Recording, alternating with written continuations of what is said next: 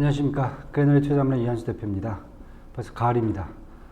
그런데 지난 주말에 팔레스타인의 이제 무장 세력인 하마스가 이스라엘을 공격하게 됩니다. 이로써 지금 중동 지역의 지정학적 리스크가 높아진 상태입니다. 오늘은 해당 문제가 어떻게 우리 금융시장에 좀 영향을 미치는지에 대해서 알아보는 시간을 갖도록 하겠습니다. 제가 항상 말씀드리지만 저희 그레너리 투자자문의 웹페이지, 그리고 그레너리 금융연구소, 그리고 지금 제가 촬영하고 있는 그레너리 랩이라는 유튜브를 통해서 정보가 똑같이 공유되고 있으니까 어느 쪽이든 들어오셔갖고 좋은 정보를 획득하시면 될 것 같습니다. 네. 이번 이제 중동 지역의 지정학적 이슈, 특히 이제 이스라엘과 팔레스타인 분쟁이 과연 어떻게 들어갈 건지, 그리고 이에 따라서 지금 가장 문제가 되고 있는 고유가, 고금리, 강달러라는 3고 현상, 이거에 대한 영향을 좀 저희가 알아보고요. 그리고 이번 주부터 이미 이제 미국의 3분기 실적 발표가 지금 나오고 있습니다. 여기에서 이와 같이 이제 지정학적 리스크가 높아졌을 경우에 보통 이제 경기 방어주들이죠. 방어주들의 강세가 어떻게 움직일 건지, 이 세 가지 내용을 간략하게 한번 알아보도록 하겠습니다. 먼저 제가 이스라엘과 이제 이 중동 지역의 리스크는 여러분들이 많이 좀 알고 있을 겁니다. 간단히 좀 정리를 한다면은 아시다시피 1948년에 이스라엘이 독립을 하게 됩니다. 그런데 하필이면 팔레스타인 영토죠. 그러다 보니까 당연히 분쟁이 커지게 되죠. 그래서 그 와중에 이제 1993년에 결국 팔레스타인 이제 자치정부를 승인을 받게 됩니다. 여기 빨간색에 보시면 여기 가자지구요. 그 다음에 아주 좁은 지역이죠. 해안가를 접해 있는, 그리고 이쪽 웨스트뱅크 쪽. 여기 이제 서안지구라고 그러죠. 요 두 개의 지역을 이제 팔레스타인 자치정부가 통제를 하기 시작합니다. 인구가 가자지구는 한 170만 명, 웨스트뱅크는 한 270만 명 정도가 됩니다. 그리고 이 지역의 아랍인과 팔레스타인이 한 80%, 거기에 또 하필 유대인이 17%를 또 살고 있습니다. 그러니 당연히 시끄러울 수밖에 없죠. 그런데 2006년에 이 가자지구 내에서 이 하마스라는 무장단체가 선거에서 압승을 하게 됩니다. 그래서 결국 또 팔레스타인 자치정부하고 하마스하고 또 충돌이 발생합니다. 이런 상태에서 2022년 작년이죠. 작년 12월 달에 이스라엘 네타야후가 20대 총리로 선출됩니다. 이분은 이미 13대 17대 총리를 했고요. 야당 당수를 영위했고 아주 강경파입니다. 그러다 보니까 시끄럽죠, 상태가.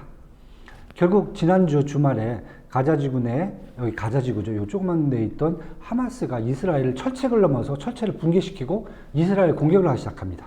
로켓포 2,500발을 쐈고요.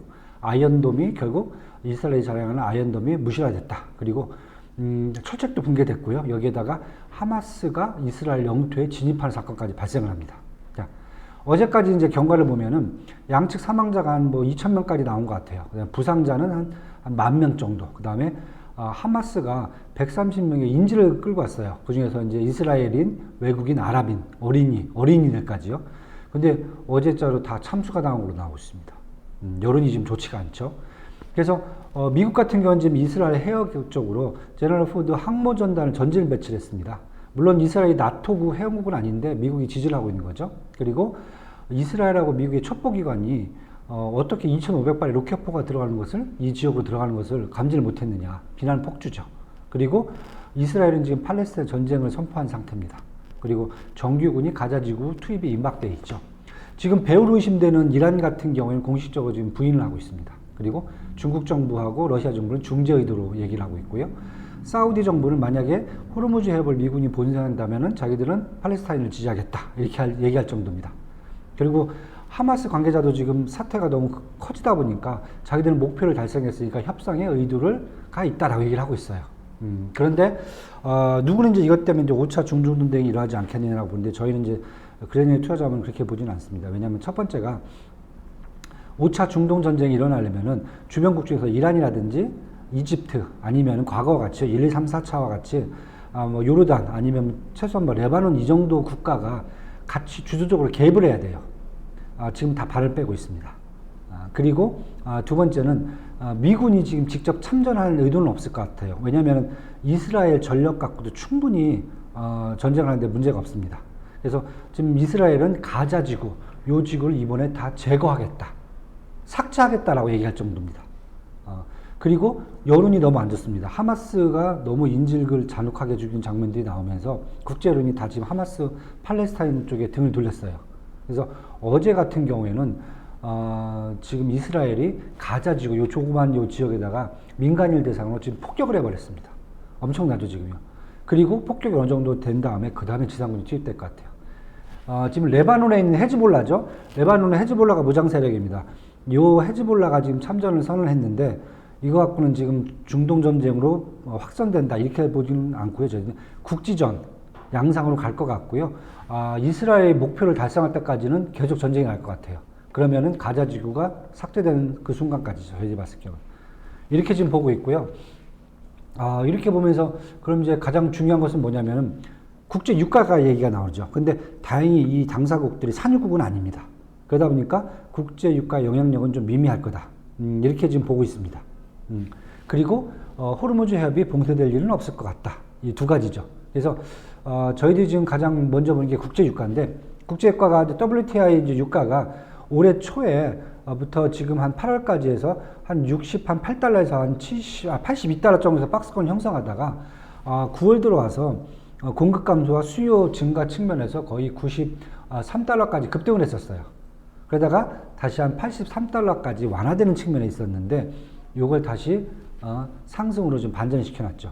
물론 어제 다시 83달러로 회복이 아직 안정이 되긴 했지만은, 문제는 국제 유가가 다시 기존 박스권으로 들어가지는 않을 것 같다. 왜냐하면 현재 상태라면은 확전이 계속되는 한 중동 지역의 불안은 결국 공급 감소로 이어질 수밖에 없거든요. 장기적으로 본다면은. 그렇다고 보면은 지금 아마 국제 유가는 80달러 선 이상에서 움직일 수 있다. 왜냐하면은 그 기존의 이 박스권 때문에 사실은 인플레이션이 연초부터 완화가 됐었거든요. 근데 그 부분이 다시 쉽지 않을 것 같다. 왜냐면은 지금 연준은 본원 CPI죠. 이것은 한 2% 내로 지금 둔화되는 것을 원하고 있는데, 현재 상태라고 본다면은 2%가 아니라 지금 4%를 계속 유지할 수 있다. 저희는 이렇게 지금 보고 있습니다. 그래서 이와 관련돼 갖고 결국은 고금리, 국채 수익률이 떨어지긴 떨어지되 기존의 박스권까지 들어가지는 않을 거다. 왜냐하면 국채 수익률이 지금 많이 올라 있습니다. 연준이 계속 그 통화 정책을 장기화를 지금 유지를 하고 있고요. 그 다음에 통화 긴축을요. 그 다음에 5월 달에 그 연방정부의 부채 한도가 상한 조정되면서 국채 발행량이 늘어났어요. 여기에다가 신용등급도 하락됐고요. 미국이. 중국이라든지 러시아 같은 주요국들이 미국 국채를 좀 매도를 하고 있습니다. 그래서 기존의 박스권을 이탈을 해서 4.8%까지 10년물이 올랐습니다. 이건 거의 16년 내 최고치입니다. 그래서 약간 둔화되기 한 시점에서 중동 사태가 터졌다는 것은 결국은 저희들이 이제 시장에서 얘기하는 것은 기존의 박스권은 다시 들어가야 된다고 생각을 하는데, 박스권까지는 못 들어갈 것 같아요. 최소한 박스권 위쪽에 있는 4% 이상에서 계속 새로운 박스권을 형성하지 않겠느냐. 이렇게 지금 보여지고요. 이에 따라서 달러도 마찬가지입니다. 달러 강세가 결국은 연초 이후에 100에서 105까지 움직였거든요. 그런데 이번에 107까지 뚫고 올라갔어요. 다시 이제 둔화가 되겠지만은 기존의 박스권보다는 아마 105 정도의 박스권 상단에서 위치할 수 있다. 이렇게 보여지고요. 그럼 금 가격 같은 경우는 다시 이제 1900달러까지 회복되는 걸로. 왜냐하면 안전자산 선호도가 있고요. 그 다음에 금 같은 경우는 지정학적 리스크가 터졌을 때 가장 먼저 올라가는 그런 자산이기 때문에 기존 박스권 하단인 1900달러까지 온스당 이 정도는 저희가 지금 보고 있습니다. 그럼 결국 이렇게 보면은 매크로 상황은 그렇게 쉽게 둔화가 될 것 같지는 않아요. 물론 연준이 이제 어떤 피벗 정책을 취하에 따라서 틀릴 수는 있겠지만은, 당장에서 본다면은 중동 사태가 기존에 악화되어 있는 매크로 상황을 더 악화시키다던가 아니면은 더 나쁘게 만든다던가 이런 상황은 아닐 것 같아요.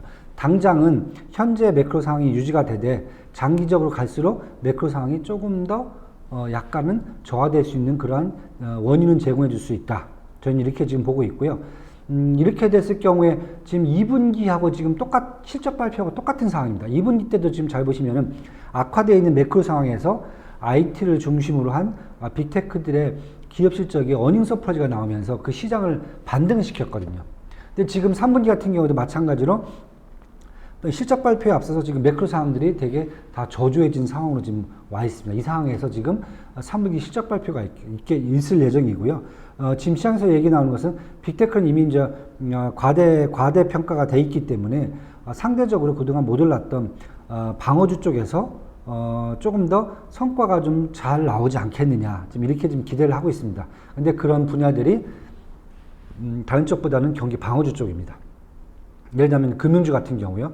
전반기 때는 지역은행 파산 위기로 좀 많이 어려움을 겪었는데 그 이후에 정리가 되면서 넷 인터레스트 마진이라고 그러죠. 금리는 올라왔어요. 그래서 이자 수익이 엄청나게 지금 증가한 측면에 반대로 기업들의 부도율은 그렇게 많이 올라가지는 않고 거의 뭐 조금 약간 이제 보합 수준이기 때문에 그렇다고 보면은 이제 대손 충당금을 쌓을 건 그렇게 크지는 않은 것 같아요. 그래서 아마 금융주 쪽에서 실적이 조금 좋아질 것 같고요. 그 다음에 유가 상승 때문에 에너지주들, 네, 계속 저희가 지금 보고 있습니다. 그래서 에너지 섹터들은 제가 항상 말씀드리지만은 유가 상승이라고 본다면은 종합업체라든지 업스트림 쪽 이런 쪽에 보시면 영업이익이 높습니다.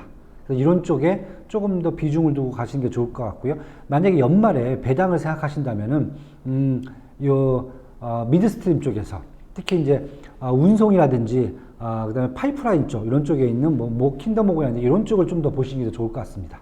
그리고 지정학적 리스크가 계속 높아지면서 마찬가지로 방산 섹터도 사실 방어주 중에 하나로 저희가 볼 수가 있습니다. 그래서 미국 같은 경우에는 저희가 생각하는 뭐 하나 에어로스페이스 같이 뭐 탱크라든지 무슨 폭탄 이런 쪽보다는 군용기 쪽입니다.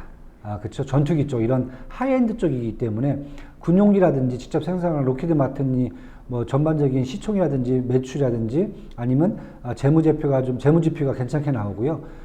부품 쪽에서는 저희가 지금 많이 보는 게 어느 쪽이냐면은 마진까지 다 감안한다면은 지금 보기에는 아마 호멧 에어로스페이스가 좀 괜찮아 보이고요. 그 다음에 또 이와 관련돼서 안보 통신 솔루션 쪽이거든요.